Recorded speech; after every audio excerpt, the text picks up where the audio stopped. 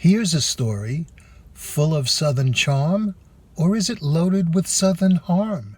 A 22-year-old passenger, Elouise, remembers being raised by grandparents in Fayetteville, Georgia.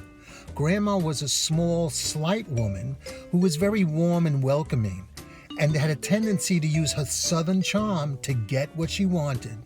Whether it was influencing the town's mayor in regard to the new zoning law that might have lost her an acre of property, or keeping the general store owner at bay in regard to her grocery debts.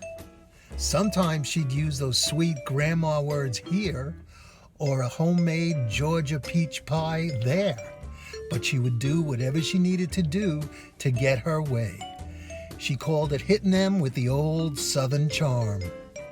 Grandpa, on the other hand, was more hardcore tough. He'd want to know the facts and deal with it directly, like hitting the hammer right on the nail.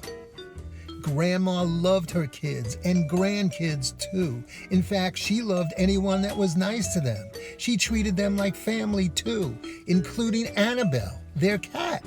That cat was nearly 35 pounds from eating way too much Southern food that was meant for humans. Everyone just adored that pudgy cat. Now, Annabelle had free run of the house as well as the entire neighborhood. One day, Annabelle was loose in the neighbor's yard and got chased down by the neighbor's dog, who bit her right on the paw. She came home limping and bleeding. Grandma was so upset.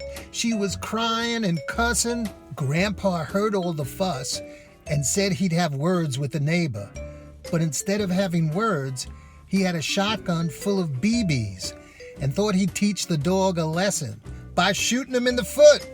The dog owner came out and jumped on Grandpa's back, wrestled him to the ground, and they were rolling and cussing and throwing wild punches at each other. Then Grandma came out with a new shovel and whacked that guy right on the back of the head. That man was knocked out for a good 15 minutes.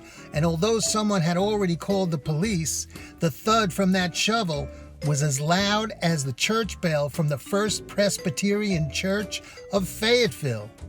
So the police probably already knew about it. Grandma was arrested for aggravated assault, and the weapon was that shovel. And incredibly, the maker of the shovel was the Southern Charm Tool Company. And Elouise remembered, just like Grandma said, hit him with the old Southern charm. Grandma represented herself in court and sweet-talked her way down from aggravated assault and a week in prison to a misdemeanor and community service, which ended up being just making enough Georgia peach pies for Sunday's congregation at the First Presbyterian Church.